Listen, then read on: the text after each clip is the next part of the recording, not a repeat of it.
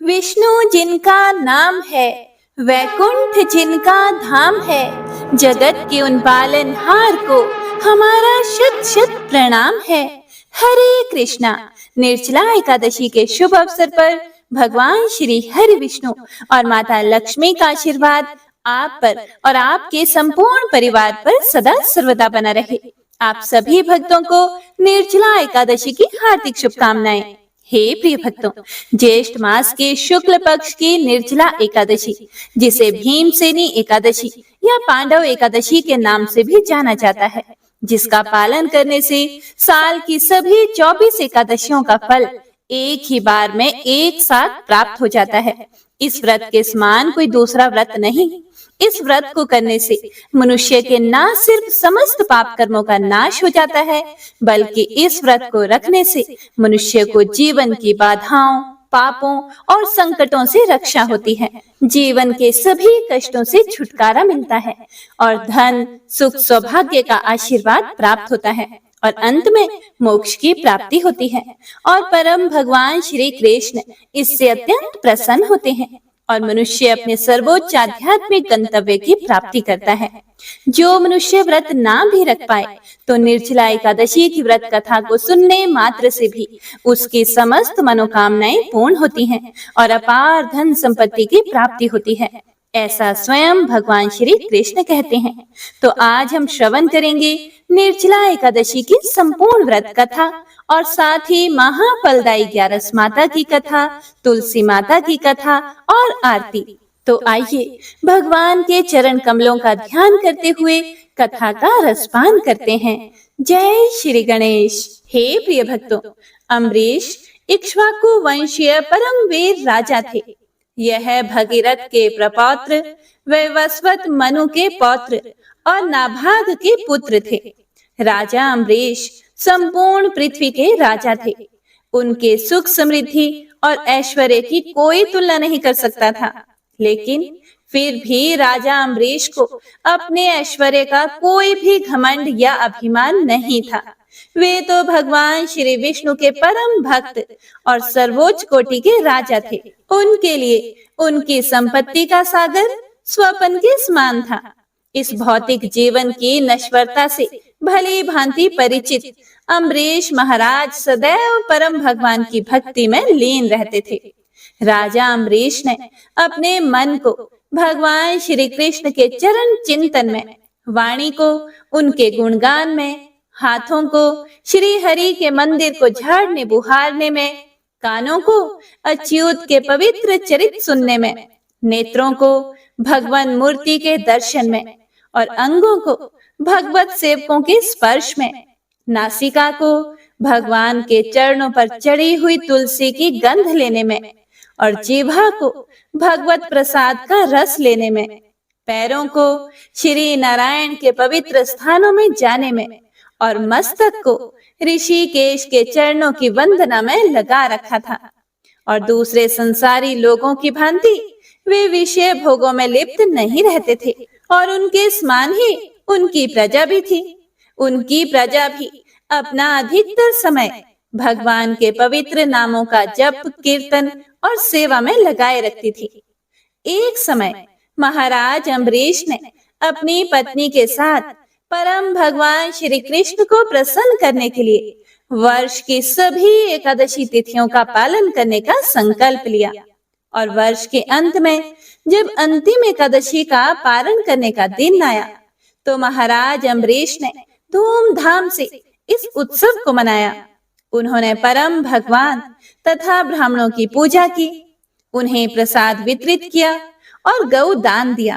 सभी नियमों को पूर्ण करके अब अम्बरीश महाराज अपने व्रत का पारण करने ही जा रहे थे तो उसी समय दुर्वासा मुनि अपने अनेक शिष्यों के साथ वहां पधारे। राजा ने बड़े ही प्रेम और आदर सत्कार से उनका स्वागत किया और उनसे भोजन करने के लिए प्रार्थना की और दुर्वासा ऋषि ने भी राजा की प्रार्थना को स्वीकार कर लिया और भोजन करने से पहले वे यमुना तट पर स्नान करने के लिए चले गए। लेकिन राजा अम्बरीश को निर्धारित समय पर अपने एकादशी व्रत का पारण करना था। क्योंकि जैसा कि हम सभी जानते हैं कि एकादशी का पारण हमेशा ही शुभ मुहूर्त में एक निर्धारित समय के अंतर्गत करना होता है। और राजा अम्बरीश अभी दुर्वासा मुनि की प्रतीक्षा कर रहे हैं, लेकिन काफी समय बीत गया और दुर्वासा मुनि अभी तक नहीं आए। अब पारण का समय भी निकला जा रहा था, सिर्फ एक घड़ी शेष रह गई थी। अब ऐसी स्थिति में राजा अम्बरीश के सामने बड़ा ही धर्म संकट खड़ा हो गया। अगर वो इस एक घड़ी में पारण नहीं करते हैं तो उनका संपूर्ण वर्ष की एकादशी का व्रत टूट जाएगा, और अगर वह पारण कर लेते हैं तो दुर्वासा मुनि को बुरा लगेगा कि राजा ने उनकी प्रतीक्षा किए बिना ही पारण कर लिया। तो ऐसी स्थिति में राजा अम्बरीश ने वहां उपस्थित ब्राह्मणों से पूछा कि हे विद्वान ब्राह्मणों, ऐसी विकट स्थिति में मेरा क्या कर्तव्य है? कृपया आप सब शास्त्रों द्वारा प्रमाणित कोई उपाय बताएं। राजा की स्थिति को देखते हुए ब्राह्मणों ने कहा कि हे राजन, इस स्थिति में शास्त्रों का कथन यह है कि आपने इन सभी एकादशियों का पालन संपूर्ण निर्जल रहकर किया है। इसीलिए अगर आप भगवान के चरणामृत का स्वीकार कर लेते हैं तो इस जल से आपका पारण हो जाएगा, और इस प्रकार आप दुर्वासा ऋषि को भी संतुष्ट रख पाएंगे। हे प्रिय भक्तों, यह सुनकर राजा ने वही किया जो ब्राह्मणों ने कहा। राजा ने भगवान के चरणामृत की सिर्फ एक बूंद स्वीकार की और अपने व्रत का पारण कर लिया, और अब वे दुर्वासा मुनि के आने की प्रतीक्षा करने लगे। हे प्रिय भक्तों, इधर स्नान करने गए हुए दुर्वासा मुनि को समाधि में ही इस बात का पता चल गया कि अम्बरीश महाराज ने जल ग्रहण किया है। इस बात से दुर्वासा ऋषि को अत्यंत क्रोध आया। उन्होंने सोचा कि एक तुच्छ क्षत्रिय राजा ने मेरा अपमान किया है। मुझे भोजन के लिए आमंत्रित करके स्वयं मुझसे पहले उसने जल ग्रहण किया। उसकी सुदंतता की सजा उसे अवश्य ही मिलनी चाहिए। यह सोचकर दुर्वासा मुनि ने क्रोध में अपने बालों की एक लट खींच कर निकाली, और देखते ही देखते उस लट ने एक विशाल काय अग्नि राक्षस कृत्या का रूप ले लिया। यह एक ऐसा अग्नि दैत्य था जो संपूर्ण पृथ्वी को अपनी लपटों में समा सकता था। दुर्वासा ऋषि ने उस कृत्या को आदेश देते हुए कहा कि इसी क्षण जाओ और उस अभिमानी राजा अम्बरीश को जलाकर भस्म कर दो। बस फिर क्या था, अब आज्ञा पाते ही कृत्या राजा अम्बरीश के सामने पहुंच गई। राजा अम्बरीश भी समझ गए कि क्या हुआ है, लेकिन वे भगवान के शुद्ध भक्त थे। कृत्या को देखकर वे थोड़े से भी विचलित नहीं हुए। उन्होंने उसे दुर्वासा मुनि का आशीर्वाद समझकर स्वीकार कर लिया और हाथ जोड़कर उसके सामने खड़े रह गए। लेकिन हे प्रिय भक्तों, जो भगवान के भक्त होते हैं, उनकी ऐसी स्थिति में भगवान भला मौन कैसे रह सकते हैं? भगवान श्री हरि विष्णु अपने भक्तों का अपमान कभी भी सहन नहीं कर सकते। वे भृगु ऋषि की लात अपने वक्ष स्थल पर सहन कर सकते हैं, लेकिन अपने भक्तों के प्रति किया गया अपराध कभी भी क्षमा नहीं करते।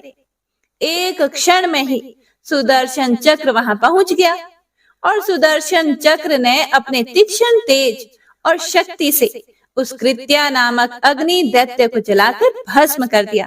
और इतना ही नहीं, अब वह सुदर्शन चक्र दुर्वासा ऋषि को भस्म करने के लिए उनके पीछे चला गया। जब दुर्वासा मुनि को यह पता चला तो वे अत्यंत लज्जित और भयभीत होकर सुदर्शन चक्र से बचने के लिए चारों दिशाओं में भागने लगे। सुदर्शन चक्र ने हर जगह उनका पीछा किया। इंद्र इत्यादि तो क्या, स्वयं ब्रह्मा जी और शिव जी ने भी उन्हें शरण नहीं दी।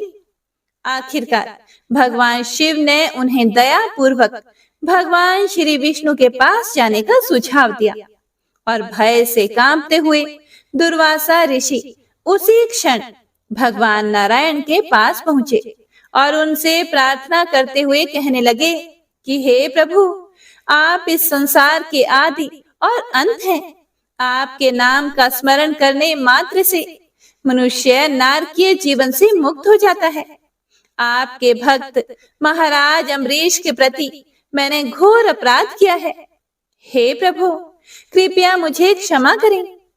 हे प्रिय भक्तों, भगवान श्री हरि विष्णु ने दुर्वासा ऋषि से कहा कि हे मुनि, तुमने मेरे भक्त राजा अम्बरीश का घोर अपमान करके अपने द्वेष का ही प्रदर्शन किया है। इसीलिए तुम इसी क्षण मेरे प्रिय भक्त राजा अम्बरीश के पास जाओ, उनसे क्षमा मांगो और मुझे विश्वास है वे तुम्हें जीवन दान अवश्य देंगे। भगवान श्री हरि विष्णु की बात सुनकर दुर्वासा ऋषि उसी क्षण राजा अम्बरीश के पास गए। उन्होंने राजा के चरणों में गिरकर उनसे क्षमा मांगी और अपने अपराध के लिए प्रायश्चित करने लगे।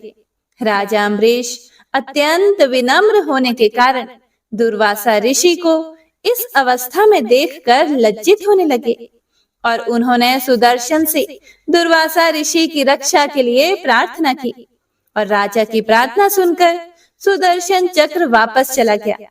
दुर्वासा मुनि ने राजा की स्तुति की और उन्हें आशीर्वाद प्रदान किया।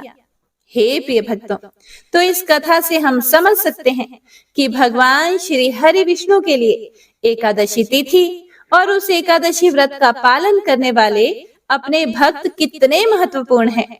तो सभी प्रेम से बोलिए, लक्ष्मी नारायण भगवान की जय। हे प्रिय भक्तों, तो आइए अब सुनते हैं निर्जला एकादशी के पौराणिक व्रत कथा। पौराणिक कथा के अनुसार निर्जला एकादशी व्रत को सर्वप्रथम पांडव पुत्र भीम ने किया था। तो आइए अब सुनते हैं उस कथा को जिसे स्वयं भगवान विष्णु के अवतार महर्षि वेद व्यास जी ने सुनाया था। इसे श्रवण करने से सभी प्रकार की मनोकामनाएं पूर्ण होती हैं। द्वापर युग की बात है। पांडव पुत्र भीमसेन बहुत ही उदास नजर आ रहे थे, मानो कोई बात उन्हें अंदर ही अंदर कचोट रही थी।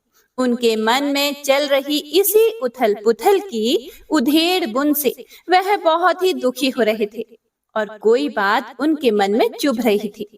वैसे तो वह अपने कार्यों में बहुत व्यस्त थे, लेकिन फिर भी उनका मन उनके काम में नहीं लग रहा था। अपनी एक गदा के प्रहार से ही सबको ध्वस्त करने वाले भीमसेन के मन में ऐसी बात थी जिसने उन्हें सोचने के लिए मजबूर कर दिया था। इसी प्रकार सोच विचार करते करते वे मुनि के आश्रम की ओर चल पड़े, जहां व्यास मुनि तपस्या कर रहे थे। वहां जाकर चुपचाप व्यास जी के चरणों में जाकर वे बैठ गए। व्यास जी ने उनके सिर पर हाथ रखकर पूछा कि हे पुत्र, तुम इतने उदास क्यों हो? 100 हाथियों का बल रखने वाले बलशाली के चेहरे पर यह उदासी भला क्यों है? क्या बात है, मुझे बताओ। व्यास जी के ऐसे प्रेम भरे वचन सुनकर उनके हृदय का बांध फूट पड़ा। गदगद हृदय से वे व्यास जी से बोले कि हे महामुनि, युद्ध में गदा के एक प्रहार से विजय प्राप्त कर लेना मेरे लिए कोई मुश्किल काम नहीं, वह मेरे लिए बहुत आसान है। लेकिन अपने मन पर विजय कैसे प्राप्त करूं? एक बात शत्रु बनकर मेरे हृदय को बार बार चीर रही है। उसी का समाधान ढूंढने के लिए मैं आपके पास आया हूं। फिर व्यास जी बोले कि हे भीम, ऐसी क्या बात है जो तुम्हें परेशान कर रही है? फिर भीमसेन बोले, मैं जानता हूं कि व्यक्ति चाहे कहीं भी रहता हो, उसे धर्म का आचरण जरूर करना चाहिए। आपने जो नीति शास्त्रों में धर्म का पालन करना बताया है, उससे ही व्यक्ति धर्म का आचरण करना सीखता है। मेरी माता ने भी मुझे यही सिखाया है। मेरे बड़े भाई तो धर्मराज कहलाते हैं, लेकिन उनके परिवार का होते हुए भी मैं धर्म के पालन से वंचित रहता हूँ। इस बात का मुझे बड़ा दुख है। फिर व्यास जी ने आश्चर्य भरे वचन में कहा कि मुझे तो नहीं लगता कि तुम धर्म का पालन नहीं कर रहे हो। भीम बोले, मेरे परिवार में मेरी माता कुंती, मेरे बड़े भैया युधिष्ठिर, अर्जुन, नकुल, सहदेव और यहाँ तक कि द्रौपदी भी 1 महीने की 2 एकादशियों का व्रत करती हैं। मेरे बड़े भ्राता युधिष्ठिर मुझसे भी एकादशी का पालन करना चाहते हैं, और मैं भी जानता हूँ कि एकादशी का पालन करना वेदों का आदेश है। इससे मोक्ष और मुक्ति मिलती है तथा भगवान श्री विष्णु इससे बड़े प्रसन्न होते हैं। लेकिन हे गुरुदेव, मैं एकादशी का व्रत नहीं कर सकता क्योंकि मैं भूख नहीं सह सकता। मेरे पेट में वक्र नामक अग्नि हर समय जलती रहती है और उसे शांत करने के लिए मुझे भोजन करना ही पड़ता है। महीने की 2 तथा साल की 24 एकादशी का व्रत मैं तो करने की सोच भी नहीं सकता। हे प्रिय भक्तों, बच्चों की तरह भीम को देखकर व्यास जी हंस पड़े और बोले, तुम तो जानते ही हो, जो नरक जाने वाला होता है वह भी यही एकादशी का व्रत रखता है तो उसे भी स्वर्ग की प्राप्ति होती है। इसीलिए ही एकादशी के दिन अन्न ग्रहण करना वर्जित है। यह सुनकर तो भीम बच्चे की तरह आंखों में आंसू ले आए। बोले, 1 महीने की 2, 1 वर्ष की 24 एकादशी करना मेरे लिए बड़ा मुश्किल है। मुझे तो भूख सहन ही नहीं होती। ऐसा कहकर व्यास जी के चरणों में भी गिर पड़े। वर्ष की 24 नहीं, 1 एकादशी का उपाय करने का तो मैं प्रयास कर सकता हूँ। कृपा करके मुझे ऐसा कोई एक व्रत बतलाइए जिससे मुझे वर्ष की सभी एकादशियों का फल प्राप्त हो जाए। भीम की ऐसी चतुर बातें सुनकर मुनि हंसकर बोले कि हाँ भीम, ऐसा एक व्रत है जिसे वर्ष की सभी एकादशियों का फल प्राप्त हो जाएगा। ऐसा सुनकर भीम ने बड़ी उत्सुकता से मुनि से पूछा, हे महामुनि, वह कौन सा व्रत है? आप मुझे जल्दी से बताइए। फिर व्यास जी बोले, ज्येष्ठ मास के शुक्ल पक्ष में आने वाली निर्जला एकादशी का व्रत बहुत ही विशेष है, जिसे करने से तुम्हें सभी एकादशियों का फल प्राप्त हो जाएगा। हे पुत्र, इसमें गलती मत करना। इस एकादशी में जल भी ग्रहण नहीं किया जाता। एकादशी के सूर्य उदय से लेकर द्वादशी के सूर्य उदय तक व्रत का पालन करना होता है। निर्जला एकादशी का व्रत का पालन करने से सभी तीर्थों में स्नान करने जितना फल मिल जाता है तथा मरने के बाद यमदूतों के स्थान पर भगवान विष्णु के दूत पुण्य आत्मा को वैकुंठ धाम ले जाने के लिए आते हैं। हे भीम, भगवान श्री कृष्ण ने कहा है कि इंसान के पाप भले ही सुमेरु पर्वत जितने हों, उसका नाश करने के लिए निर्जला एकादशी का व्रत का पालन अवश्य ही करना चाहिए। रात्रि में जागरण करना चाहिए। इसके लिए पवित्र नदियों में स्नान करना चाहिए। अधिक से अधिक भगवान के नाम का जप करना चाहिए। अन्न जल का त्याग करना चाहिए और सुयोग्य ब्राह्मण या वैष्णव को दान देना चाहिए। इस प्रकार नियमों का पालन करने से उसे वैकुंठ धाम की प्राप्ति होती है। हे प्रिय भक्तों, व्यास जी के मुख से इस पुण्यमयी एकादशी व्रत के बारे में सुनकर भीम ने व्यास जी को दंडवत प्रणाम किया और बोले, हे महामुनि, आपने मेरे मन को बहुत हल्का कर दिया है। यह बिल्कुल सही ही कहा गया है कि साधु की संगति में मनुष्य का उद्धार हो जाता है। मैं अब इस निर्जला एकादशी के व्रत का पालन अवश्य ही करूंगा और द्वादशी के दिन भगवान विष्णु की पूजा करके यथाशक्ति दान दक्षिणा भी दूंगा। फिर उसी वर्ष भीम ने निर्जला एकादशी का व्रत किया और द्वादशी के दिन उन्होंने पारण किया। हे प्रिय भक्तों, पारण के दौरान वे मूर्छित हो गए। सभी पांडव भाई ने उनके मुंह में तुलसी पत्र युक्त गंगा जल डाला, जिससे उन्हें होश आया और उनका व्रत पारण पूर्ण हुआ। इसके प्रभाव से भीम को मोक्ष की प्राप्ति हुई और उनकी सद्गति हुई। इस प्रकार से ही इस एकादशी को पांडव एकादशी व भीमसेन एकादशी के नाम से जाना जाता है। तो सभी भक्तजन एक बार प्रेम से बोलिए, लक्ष्मी नारायण भगवान की जय। बोलिए एकादशी माता की जय। हे प्रिय भक्तों, एकादशी के दिन एकादशी व्रत कथा के साथ ही 11 माता की कथा भी अवश्य ही सुननी चाहिए। इससे व्रत का पूर्ण फल प्राप्त होता है। तो आइए सुनते हैं 11 माता की कथा। एकादशी भगवान श्री हरि विष्णु की साक्षात शक्ति है, जिस शक्ति ने उस असुर का वध किया जिससे भगवान भी जीत पाने में असमर्थ थे। उस शक्ति के आगे भला मनुष्य के पाप रूपी असुर कैसे टिक सकते हैं? जिस शक्ति ने देवताओं के कष्ट को हर कर उन्हें सुख दिया, वह प्राणी मात्र को क्या नहीं दे सकती। सुख, समृद्धि, शांति और मोक्ष, समस्त सुख सहज ही प्राप्त हो जाते हैं। हे प्रिय भक्तों, 11 माता की भक्ति में इतनी शक्ति है कि जिसके प्रभाव से मनुष्य को सहज ही सभी प्रकार के सुख प्राप्त होते हैं और अंत समय में मोक्ष की प्राप्ति होती है। 11 माता की कथा के अनुसार सतयुग में एक महाभयंकर दैत्य हुआ करता था। उस दैत्य का नाम था मूर। उस दैत्य ने इंद्र आदि सभी देवताओं पर विजय प्राप्त करके उन्हें उनके पद से हटा दिया था।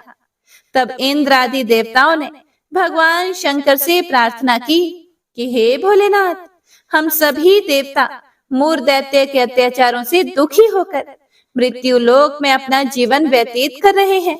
राक्षस के भय से हम बहुत दुख और कष्ट भोग रहे हैं। मैं स्वयं बहुत दुखी और भयभीत हूँ। अन्य देवताओं की तो बात ही क्या करें। इसीलिए हे कैलाशपति, कृपया करके आप मूर दैत्य के अत्याचार से बचाने का कोई उपाय बताइए। हे प्रिय भक्तों, देवराज इंद्र की प्रार्थना सुनकर भगवान शंकर ने कहा, हे देवेंद्र, आप भगवान श्री हरि विष्णु की शरण में जाइए। मधु कैटभ का संहार करने वाले भगवान श्री हरि विष्णु देवताओं को अवश्य ही इस भय से मुक्त करेंगे। भगवान शंकर के आदेश के अनुसार इंद्र तथा अन्य सभी देवता क्षीर सागर गए, जहां पर भगवान श्री हरि विष्णु शेष शैया पर विराजमान थे। इंद्र सहित सभी देवताओं ने भगवान श्री हरि विष्णु को देखा और उनके सामने उपस्थित होकर उनकी स्तुति करने लगे। देवता कहने लगे, हे तीनों लोकों के स्वामी, आप स्तुति करने योग्य हैं। हम सभी देवताओं का आपको कोटि कोटि प्रणाम है। हे दैत्यों के संहारक, हम आपकी शरण में हैं। आप हमारी रक्षा करें। हे त्रिलोकपति, हम सभी देवता दैत्यों के अत्याचार से भयभीत होकर आपकी शरण में आए हैं। इस समय दैत्यों ने हमें स्वर्ग से निकाल दिया है और हम सभी देवता बड़ी ही दयनीय स्थिति में मृत्यु लोक में घूम रहे हैं। अब आप ही हमारे रक्षक हैं, हमारी रक्षा करें। हे जगन्नाथ, आप हमारी रक्षा करें।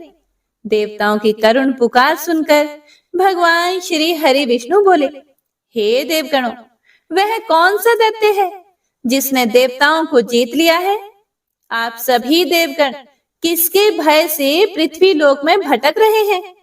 क्या वह दैत्य इतना बलवान है जिसने इंद्र सहित सभी देवताओं को जीत लिया है? तुम निर्भय होकर मुझे सब हाल बताओ। भगवान श्री हरि विष्णु के इन स्नेहमयी वचनों को सुनकर देवेंद्र ने कहा, हे प्रभु, प्राचीन काल में ब्रह्म वंश में उत्पन्न हुआ नाड़ी जंगम नाम का एक असुर था, जिसका मूर नामक एक पुत्र है, जो चंद्रवती नामक नगरी में निवास करता है, जिसने अपने बल से मृत्यु लोक और देवलोक को जीत लिया है और सभी देवताओं को देवलोक से निकालकर अपने दैत्य कुल के असुरों को इंद्र, अग्नि, यम, वरुण और चंद्रमा आदि सभी को लोकपाल बना दिया है। वह स्वयं सूर्य बनकर पृथ्वी को तापता है और स्वयं मेघ बनकर जल की वर्षा करता है। इसीलिए आप इस बलशाली भयानक असुर का संहार करके देवताओं की रक्षा करें। देवेंद्र के मुख से ऐसे वचन सुनकर भगवान श्री हरि विष्णु बोले, हे देवताओं, मैं आपके शत्रु का शीघ्र ही संहार करूंगा। आप सभी इसी समय मेरे साथ चंद्रवती नगरी चलिए। देवताओं की पुकार पर भगवान श्री हरि विष्णु तुरंत ही उनके साथ चल पड़े और उधर दैत्यराज मूर ने अपने तेज से जान लिया था कि भगवान श्री हरि विष्णु युद्ध की इच्छा से उसकी राजधानी में आ रहे हैं। इसीलिए अपने राक्षस योद्धाओं के साथ वह भी युद्ध भूमि में आकर गरजने लगा और देखते ही देखते युद्ध प्रारंभ हो गया। युद्ध शुरू होने पर अनगिनत असुर अपने अस्त्र शस्त्रों को धारण करके देवताओं से युद्ध करने लगे। लेकिन देवता तो पहले से ही डरे हुए थे। वह अधिक देर तक राक्षसों का सामना ना कर सके और भाग खड़े हुए। तब भगवान श्री हरि विष्णु स्वयं युद्ध भूमि में आ गए। दैत्य पहले से भी ज्यादा जोश में भरकर भगवान श्री हरि विष्णु से युद्ध करने लगा। वे अपने अस्त्र शस्त्रों से उन पर भयानक प्रहार करने लगा। दैत्यों के आक्रामक वारों को श्री हरि विष्णु अपने चक्र और गदा के प्रहारों से नष्ट करने लगे। इस युद्ध में अनेक दैत्य सदा के लिए मृत्यु की गोद में समा गए, किंतु दैत्यराज मुर भगवान विष्णु के साथ निश्चल भाव से युद्ध करता रहा। उसका तो जैसे अभी बाल भी बांका नहीं हुआ था। वह बिना डरे युद्ध कर रहा था। भगवान विष्णु मुर को मारने के लिए जिन जिन शस्त्रों का प्रयोग करते, वे सब उसके तेज से नष्ट होकर उस पर पुष्पों के समान गिरने लगते। अनेक अस्त्र शस्त्रों का प्रयोग करने पर भी भगवान श्री हरि विष्णु उससे जीत ना सके।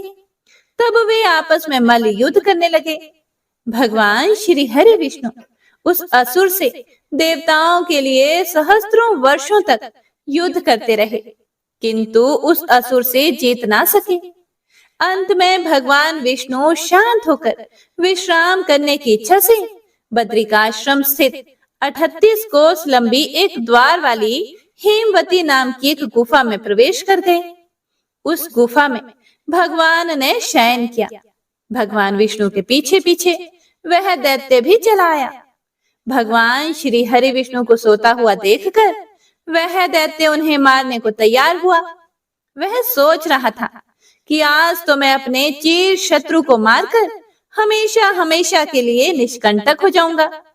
लेकिन उसकी यह इच्छा पूर्ण ना हो सकी, क्योंकि उसी समय भगवान श्री हरि विष्णु की देह से एक दिव्य वस्त्र धारण किए हुए एक अत्यंत मोहिनी देवी उत्पन्न हुई और राक्षस को ललकार कर उससे युद्ध करने लगी। उस देवी को देखकर राक्षस को घोर आश्चर्य हुआ और वह सोचने लगा कि यह ऐसी दिव्य कन्या कहां से उत्पन्न हुई। और फिर वह असुर उस कन्या से लगातार युद्ध करता रहा। कुछ समय बीतने पर उस देवी ने क्रोध में आकर उस दैत्य के अस्त्र शस्त्रों के टुकड़े टुकड़े कर दिए। अब तो उस दैत्य को बड़ा ही क्रोध आया और वह सारी मर्यादाएं भंग करके उस देवी से मल्ल युद्ध करने लगा।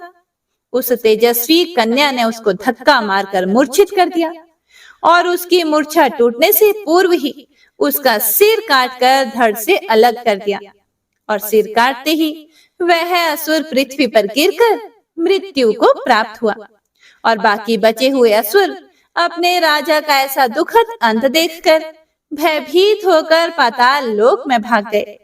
भगवान श्री हरि विष्णु जब निद्रा से जागे तो उस असुर को मरा हुआ देखकर उन्हें घोर आश्चर्य हुआ और वे सोचने लगे कि इस महाबली को किसने मारा है। तब वह तेजस्वी कन्या श्री हरि से हाथ जोड़कर बोली, हे जगदीश्वर, यह असुर आपको मारने को तत्पर था। तब मैंने आपके शरीर से उत्पन्न होकर इस असुर का वध किया है। देवी की बात सुनकर भगवान श्री हरि विष्णु बोले कि तुमने इस असुर को मारा है, इसीलिए हे देवी, मैं तुमसे अत्यंत प्रसन्न हूँ। इसे मारकर तुमने तीनों लोकों के देवताओं के कष्ट को हरा है, इसीलिए तुम अपनी इच्छा अनुसार वरदान मांग लो। मैं तुम्हारी प्रत्येक इच्छा को पूर्ण करूंगा। भगवान की बात सुनकर वह देवी बोली कि हे प्रभु, मुझे यह वरदान दीजिए कि जो भी मनुष्य या देव मेरा व्रत करे उसके सभी पाप नष्ट हो जाएं और अंत में उसे स्वर्ग लोक की प्राप्ति हो। मेरे व्रत का आधा फल रात्रि को मिले और उसका आधा फल एक समय भोजन करने वाले को मिले। जो श्रद्धालु भक्ति पूर्वक मेरे व्रत को करें वे निश्चय ही वैकुंठ लोक को प्राप्त करें।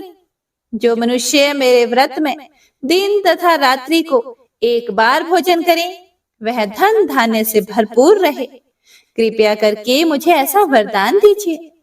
भगवान श्री हरि विष्णु ने कहा, हे देवी, ऐसा ही होगा। मेरे और तुम्हारे भक्त एक ही होंगे और अंत में संसार में प्रसिद्धि को प्राप्त होकर मेरे लोक को प्राप्त करेंगे। हे कल्याणी, तुम एकादशी को पैदा हुई हो, इसीलिए तुम्हारा नाम भी एकादशी हुआ। तथा जो मनुष्य इस दिन व्रत करेंगे उनके समस्त पाप समूल नष्ट हो जाएंगे। तुम मेरे लिए अब तीज, अष्टमी, नवमी और 14 से भी अधिक प्रिय हो। तुम्हारे व्रत का फल सभी तीर्थों के फल से भी महान होगा। यह है मेरा अकाट्य कथन है। इतना कहकर भगवान श्री हरि विष्णु उसी स्थान पर अंतर ध्यान हो गए। तो सभी प्रेम से बोलिए, एकादशी माता और विष्णु भगवान की जय। हे प्रिय भक्तों, तो आइए अब सभी मनोकामनाओं को पूर्ण करने वाली तुलसी माता की बड़ी ही पावन कथा को सुनते हैं। एक बार एक गांव में एक बुजुर्ग महिला रहा करती थी। वह प्रतिदिन पूजा पाठ किया करती थी। वह रोज तुलसी माँ की पूजा करती थी और वह बुजुर्ग महिला रोज तुलसी माता से कहती, हे तुलसी माँ, तुम मुझे बहू दे, पीताम्बर की धोती दे, मीठा मीठा घास दे, वैकुंठ में वास दे, चटक की चाल दे, पटक की मौत दे, चंदन का काठ दे, रानी का काज दे, दाल भात का भोजन दे, 11 की मौत दे और कृष्ण जी का कंधा दे। वह बुजुर्ग महिला हर महीने में तुलसी माता की रोज पूजा करती थी और उनके बिरले को रोज सींचती। तुलसी माता बुजुर्ग महिला की बात सुनकर धीरे धीरे सूखने लगी। तभी भगवान श्री कृष्ण जी ने देखा कि तुलसी माता सूख रही है और तभी एक दिन भगवान श्री कृष्ण तुलसी माता जी के पास प्रकट हुए और भगवान श्री कृष्ण जी ने तुलसी माता से पूछा, तुम क्यों सूख रही हो? सभी महिलाएं तुम्हारी पूजा करती हैं और तुमको रोज सींचती हैं, लेकिन फिर भी तुम सूखती जा रही हो। इसका कारण क्या है? जिसके बाद तुलसी माता ने भगवान श्री कृष्ण जी से कहा कि हे प्रभु, एक बुजुर्ग महिला मेरे पास रोज आती है और रोज एक ही बात बोलती है कि हे तुलसी माता, सबकी दाता, मैं तेरा बिरला सींचती हूँ, तुम मुझे बहू दे, पीताम्बर की धोती दे, मीठा मीठा घास दे, वैकुंठ में वास दे, चटक की चाल दे, पटक की मौत दे, चंदन का काठ दे, रानी सा राज दे, दाल भात का भोजन दे, 11 की मौत दे और कृष्ण जी का कांधा दे। मैं उस बुजुर्ग महिला की सारी मनोकामनाएं पूरी कर सकती हूँ, लेकिन उसकी एक मनोकामना पूरी नहीं कर सकती। मैं कृष्ण जी का कंधा कहाँ से दूंगी? भगवान श्री कृष्ण जी तुलसी माता की यह बात सुनकर जोर जोर से हंसने लगे और फिर भगवान श्री कृष्ण जी ने तुलसी माता जी से कहा कि तुम चिंता मत करो। जब वह बुजुर्ग महिला की मृत्यु होगी तब मौके पर मैं और आप ही कंधा दे देंगे। आप सुबह जब वह पूजा करने आए तब कह देना कि सब कुछ तुम्हें मिल जाएगा। कुछ दिनों बाद वह वृद्ध महिला ठोकर खाकर रास्ते में गिरकर मर गई। पूरे गांव के सभी लोग आए और उस महिला को सभी लोग धर्मात्मा मानते थे। उसको तुलसा जी की डोकरी कहते थे।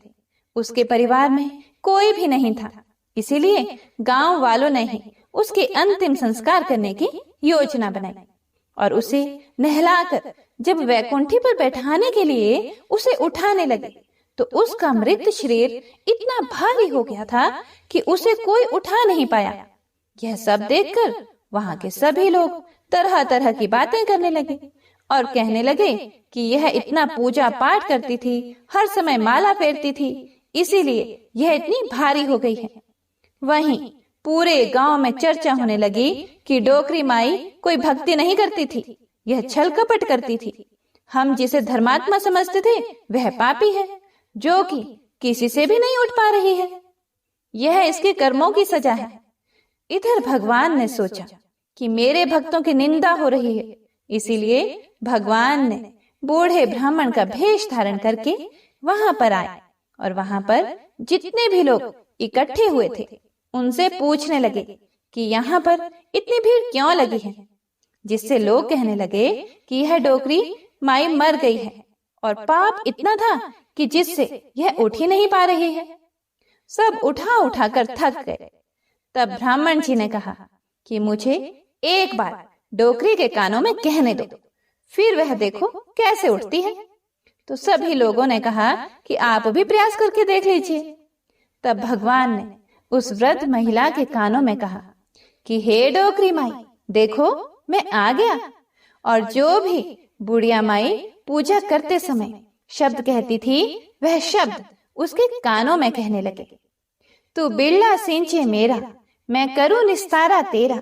डोकरी माई बहू ले, बेटी ले, पोता ले, लड्डू ले, पीताम्बर की धोती ले, गहना ले, घी का घड़ा ले, मीठा मीठा खीर और पूड़ी ले, दाल भात का भोजन ले, धन दौलत ले, बेटा पोता को काम ले, तुलसी का पत्ता ले, मुंह में गंगा जल ले, 11 को दिन ले, श्री कृष्ण जी का कंधा ले। इतना सुनते ही डोकरी हल्की हो गई। भगवान ने बोला, आओ और उसको उठाओ। भगवान ने हाथ लगाया और डोकरी उठ गई। सबको बड़ा ही आश्चर्य हुआ। उसे खूब धूमधाम से ले जाया गया। भगवान उसे अपने कंधे पर ले गए। पूरे गांव में इसकी चर्चा होने लगी, जिससे उसको मुक्ति मिल गई और वह वैकुंठ में चली गई। सभी लोग देखते रह गए। सभी लोगों ने देखा कि शमशान घाट तक तो ब्राह्मण साथ ही आया था, लेकिन अब वह दिखाई नहीं दे रहा है। इससे लोगों को समझ में आ गया कि वह और कोई नहीं, स्वयं भगवान ही बूढ़े ब्राह्मण के रूप में आए थे। तो बोलिए श्री राधा कृष्ण भगवान की जय। बोलिए श्री तुलसी शालिग्राम जी की जय। ओम जय एकादशी, जय एकादशी, जय एकादशी माता। विष्णु पूजा व्रत को धारण कर शक्ति मुक्ति पाता। तेरे नाम गिनाऊं देवी, भक्ति प्रदान करनी। गण गौरव की देनी माता, शास्त्रों में वरनी। ओम जय एकादशी, जय एकादशी माता। विष्णु पूजा व्रत को धारण कर शक्ति मुक्ति पाता। मार्गशीर्ष के कृष्ण पक्ष की उत्पन्ना, विश्व तारिणी जन्मी। शुक्ल पक्ष में हुई मोक्षदा, मुक्तिदाता बन आई। ओम जय एकादशी, जय एकादशी माता। विष्णु पूजा व्रत को धारण कर शक्ति मुक्ति पाता। पौष के कृष्ण पक्ष की सफला नामक है। शुक्ल पक्ष में होए पुत्रदान, दधिक रहे। ओम जय एकादशी, जय एकादशी माता। विष्णु पूजा व्रत को धारण कर शक्ति मुक्ति पाता।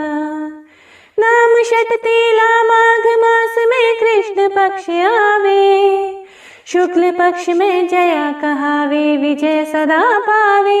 ओम जय एकादशी, जय एकादशी माता।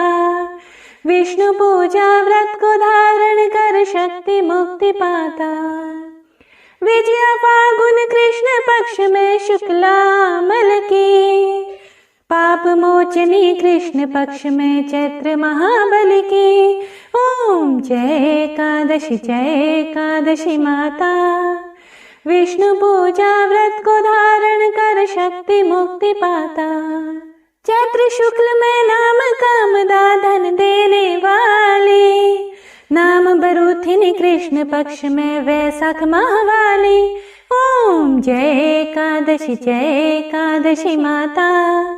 विष्णु पूजा व्रत को धारण कर शक्ति मुक्ति पाता। शुक्ल पक्ष में हुए मोहिनी, अपरा ज्येष्ठ कृष्ण पक्षी। नाम निर्जला सब सुख करनी, शुक्ल पक्ष रखी। ओम जय एकादशी, जय एकादशी माता। विष्णु पूजा व्रत को धारण कर शक्ति मुक्ति पाता। योगिनी नाम आषाढ़ माह में जानो कृष्ण पक्ष करनी। देवशयनी नाम कहायो, शुक्ल पक्ष धरनी। ओम जय एकादशी, जय एकादशी माता। विष्णु पूजा व्रत को धारण कर शक्ति मुक्ति पाता। कामिक श्रवण मास में आवे कृष्ण पक्ष कहिए। श्रवण शुक्ला होए पवित्र, आनंद से रहिए। ओम जय एकादशी माता। विष्णु पूजा व्रत को धारण कर शक्ति मुक्ति पाता। अजा भाद्रपद कृष्ण पक्ष की परिवर्तनी शुक्ला, इंद्राश्विन कृष्ण पक्ष में व्रत से भव सागर निकला। ओम जय एकादशी माता। विष्णु पूजा व्रत को धारण कर शक्ति मुक्ति पाता। पापांकुशा है शुक्ल पक्ष में आप हरनहारी। रमा मास कार्तिक में आवे सुखदायक भारी। ओम जय एकादशी माता। विष्णु पूजा व्रत को धारण कर शक्ति मुक्ति पाता। देवोत्थानी शुक्ल पक्ष के दुख नाशक मैया, पावन मास में करूं विनती पार करो नैया। ओम जय एकादशी माता। विष्णु पूजा व्रत को धारण कर शक्ति मुक्ति पाता। परमा कृष्ण पक्ष में होती जन मंगल करनी। शुक्ल पास में होए पद्मिनी दुख दारिद्र हरनी। ओम जय एकादशी माता। विष्णु पूजा व्रत को धारण कर शक्ति मुक्ति पाता। जो कोई आरती एकादशी की भक्ति सहित गावे, जन गुरुदिता स्वर्ग का वासा निश्चय ही पावे। ओम जय एकादशी माता। विष्णु पूजा व्रत को धारण कर शक्ति मुक्ति पाता। शक्ति मुक्ति पाता, शक्ति मुक्ति पाता। प्रेम से बोलिए एकादशी माता की जय। हे प्रिय भक्तों, तो यह थी आज की कथा। पसंद आई हो तो लाइक करके कमेंट बॉक्स में जयकारा जरूर लगाइएगा।